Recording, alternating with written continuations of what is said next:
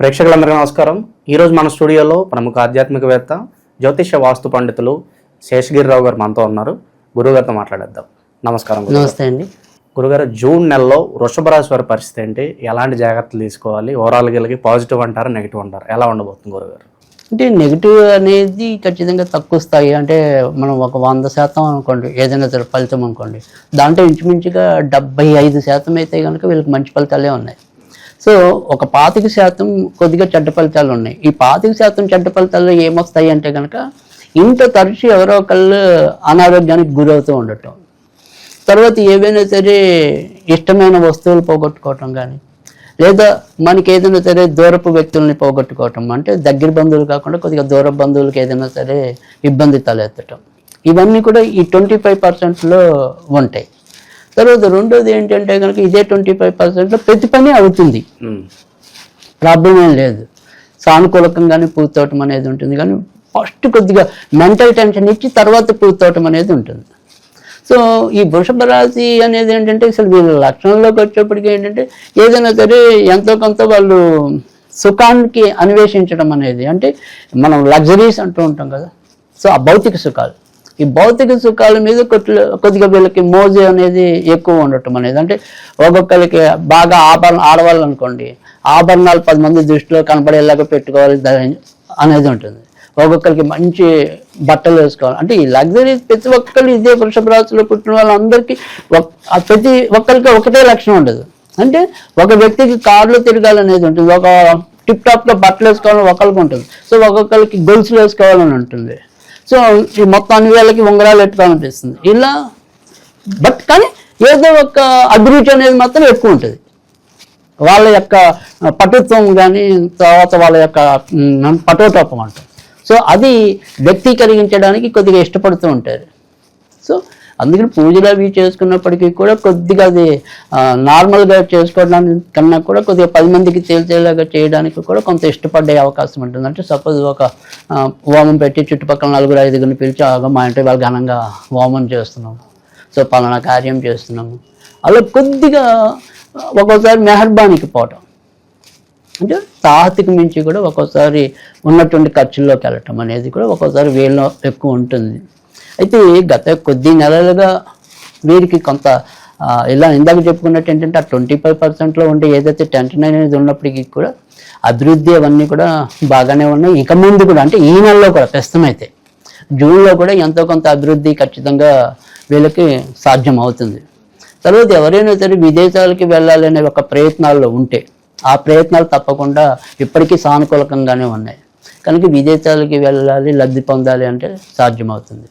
తర్వాత రెండోది వచ్చేప్పటికి ఏంటంటే ఎవరైనా సరే ప్రస్తుతం చేస్తున్న ఉద్యోగం నచ్చట్లేదు, మనం ఇప్పుడు ఉద్యోగం మారటం ఇది రైట్ స్టెప్పా రాంగ్ స్టెప్పా, ఇలాంటి సందేహాలు కూడా కొంతమందికి కలుగుతూ ఉంటాయి. సో ఈ కలిగే వాళ్ళు ఏంటంటే ఏదైనప్పటికీ కూడా మొదట ఉండే 15 రోజులు అనుకోండి, సో ఈ జూన్ మొదటి 15 రోజుల్లో కృత్తికా నక్షత్రం వాళ్ళు, తర్వాత మృగశిర నక్షత్రం వాళ్ళు, ఈ 2 నక్షత్రాల వాళ్ళకి మొదట ఉండే అర్ధభాగం మంచిది, రోహిణి నక్షత్రం వారికి తర్వాత ఉండే అర్ధభాగం మంచిది. సో కనుక ఆ రకంగా ప్లాన్ చేసుకోవచ్చు. బట్ మార్పులు అయితే ఆమోదయోగ్యమే ఈ నెల. సో ఆ మార్పుల్లో ఇంకొద్దిగా పాజిటివ్నెస్ పెరగటం కోసమే మనం ఈ డేస్ ఇవ్వటం, ఓకే.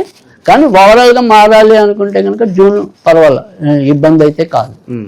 తర్వాత కొత్తగా పెళ్ళిళ్ళు కావాలి అలా అనుకున్న వాళ్ళకి కూడా ఈ నెల అయితే కనుక ముఖ్యంగా జూన్ 6 నుంచి ఎప్పుడైతే కుజుడు అంటే వీళ్ళ యొక్క వివాహకారకుడు కుజుడు నీచం నుంచి మంచి ప్లేస్కి రావటం అనేది జరిగింది, పైగా గృహస్థానంలోకి వచ్చి చేరాడు కాబట్టి ఖచ్చితంగా ఒక ఇల్లు ఏర్పరచడం అనేది ఖచ్చితంగా అవుతుంది. అంటే మనకి తల్లిదండ్రులతో ఉండేది ఇల్లు కాదు, ఒక మనం ఏదైనా సరే కాపురం పెట్టడం అనేది ఇల్లు అన్నట్టు వాడుకు ఇక్కడ మన యొక్క జ్యోతిష పరిధిలో. సో అలా ఆ రకంగా పెళ్ళిళ్ళు అయ్యే యోగ్యత ఎక్కువగా కనిపిస్తుంది. అంతేకాకుండా ఇప్పుడు ఏదైనా సరే వీళ్ళు ఇంటి నిర్మాణాలు చేయాలన్నా, తర్వాత ఇంట్లో మరమ్మతులు ఇలాంటివి ఏమైనా చేయాలన్నా దానికి కూడా పాసిబిలిటీ అనేది ఎక్కువగానే ఉంటుంది. కొత్తగా ఇల్లులు భూములు కొనాలన్నా కూడా దానికి కూడా ఆమోదయోగ్యంగానే ఉంటుంది. సో ఈ నెల అంతా కూడా కాస్త కోస్తే ఏదైనా ఇబ్బంది అనేది ఏదైనా ఉంటే ముఖ్యంగా ఈ తల్లిదండ్రులు ఇలా ఏదైనా సరే ఇంట్లో కుటుంబ సభ్యుల పరంగా ఏ రకమైన మానసిక చికాకులు ఒత్తిళ్లు పెరగటం అనేది ఎక్కువగా కనిపించడం అనేది ఈ నెలలో కూడా కొంతవరకు కొనసాగే పరిస్థితి అనేది ఉంది. అంటే ఇంచుమించుగా వీళ్ళకి మే జూన్ జూలై దాకా ఆల్మోస్ట్ ఆల్ ఇంచుమించు కుటుంబ సభ్యుల్లో కొంత ఏదో రకమైన ఇబ్బంది ఎదురవటం అనేది అయితే ఉంటుంది. ఒకరినొకరు మాట అనుకోవడం, ఏదో ఒక గొడవలు, అంటే కొద్దిగా ఈ కమ్యూనికేషన్ గ్యాప్స్ అనేది ఒకసారి ఏర్పడతాయి. సరే అవన్నీ బాగున్నాయంటే ఉన్నట్టు నాన్నగారికి సుస్థి వచ్చిందనో అమ్మగారికి సుస్థి వచ్చిందనో ఇలా ఏదైనా సరే కొంత టెన్షన్ పట్టడం అనేది. కానీ ఇవన్నీ కూడా మనం అంటే ఇప్పుడు రేపు నెలలో కూడా జూలైలో కూడా ఇంచుమించు ఇలాగే ఉంటుంది. అంటే మిగతా గ్రహస్థితి అనేది అంటే మిగతా గ్రహాలు అంత తొందరగా మార్పు చెందవు కదా, వాటి వల్ల కొద్దిగా జూలై దాకా ఇదే రకమైన పరిస్థితి ఉంటుంది. సో ఇంచుమించుగా మనకి ఎప్పుడైతే అక్కడ మార్చి 29 నుంచి సుమారుగా, సో మార్చి 29 నుంచి ఇంచుమించుగా జూలై 6 వరకు కూడా ఇలాగే ఉంటుంది. సో కొద్దిగా ఒక్కొక్క నెలలో మిగతా గ్రహస్థితులు బట్టి వాటి యొక్క తీవ్రత అనేది కొంత తగ్గచ్చు. కానీ ఎక్కువ శాతం అయితే కనుక ఇదే ఉంటుంది ఈ 25%లో. కానీ జూలై దాకా ఇదే రకమైన అభివృద్ధి కూడా వీళ్ళకి బాగుంది. అంటే ఉద్యోగ మార్పులు తీసుకుంటారా, విదేశాలకు వెళ్తారా, పిల్లల పెళ్లి కోసం కష్టపడతారా, ఇలాంటి సానుకూల అంశాలు కూడా ఉన్నాయి. కనుక ఆ సానుకూల అంశాలు కూడా ముందుకెళ్ళడానికి అయితే కనుక ఎలాంటి సందేహం కూడా లేదు. ఖచ్చితంగా ముందుకెళ్ళడానికే మార్గాలు ఎక్కువగా కనిపిస్తుంది. మిగతా గ్రహస్థితి అంతా చాలా బాగుందా ఇప్పుడున్న పరిస్థితులు అయితే. ముఖ్యంగా ఇప్పుడు శని కూడా ఆయన సొంత నక్షత్రంలోకి రావటం అనేది జరిగింది. ఉత్తరాభాద్ర నక్షత్రం లాభంలో ఉండటం కనుక వీళ్ళకి ఉద్యోగాలు, వ్యాపారస్తులు ఇలాంటి వాళ్ళందరికీ కూడా చాలా మంచి ఫలితాలు ఉంటాయి. ముఖ్యంగా రియల్ ఎస్టేట్ రంగంలో ఉన్న వారికి చాలా మంచి ఫలితాలు వస్తాయి. తర్వాత ఎముకలు, కీళ్ళు, నరాలకి సంబంధించిన డాక్టర్లు చాలా వృద్ధిలోకి వస్తారు.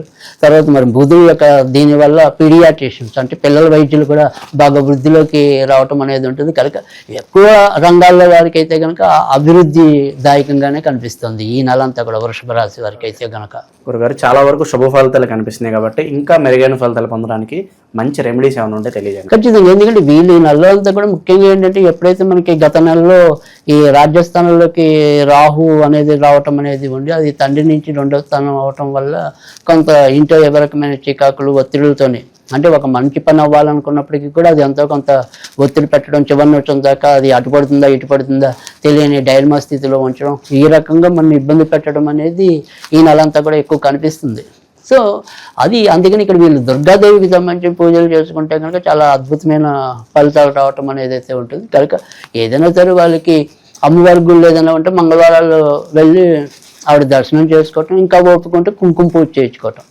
సో మంగళవారాలు స్పెసిఫిక్గా దుర్గాదేవి ఉందనుకోండి వాళ్ళ ఇంటి దగ్గర, తర్వాత వెళ్ళి అది ఇంకా మంచిది. అబ్బాయి మాకు అలా దుర్గంటి లేదంటే అమ్మవారు ఉన్నారంటే ఓకే అమ్మవారి గుడికి వెళ్ళండి, అది మంగళవారం పూట వెళ్ళండి, కొద్దిగా కుంకుమ పూజ చేయించుకుంటూ ఉండండి అవకాశం ఉంటే. లేదు అంటే కనుక అమ్మవారికి అయితే మాత్రం 9 ప్రదక్షిణాలు మంచిది. అంటే 11 కన్నా కూడా 9 ప్రదక్షిణాలు అమ్మ నవ సంఖ్య. సో అందుకని 9 ప్రదక్షిణాలు చేసినట్టయితే కనుక మంచి ఫలితాలు రావటం అనేది అయితే ఉంటుంది. ఇక ఏదైనా సరే మనం సిచ్యువల్డ్గా చెప్పుకోవాలనుకుంటే కనుక వీళ్ళు BRICS, BRIKS BRICS. So BRICS BRICS BRICS అనేది కనుక అనుకుంటూ ఉంటే కనుక ఖచ్చితంగా వాళ్ళకి మంచి ఫలితాలు రావడానికి అయితే ఉంటుంది. జూన్ నెలలో ఓవరాల్గా వృషభ రాశి వారికి ఏ విధంగా ఉంటుంది, ఎలాంటి రెమెడీస్ చేసుకోవాలి, మీ మాటలో చాలా బాగా వివరించారు గురుగారు. ధన్యవాదాలు గురుగారు.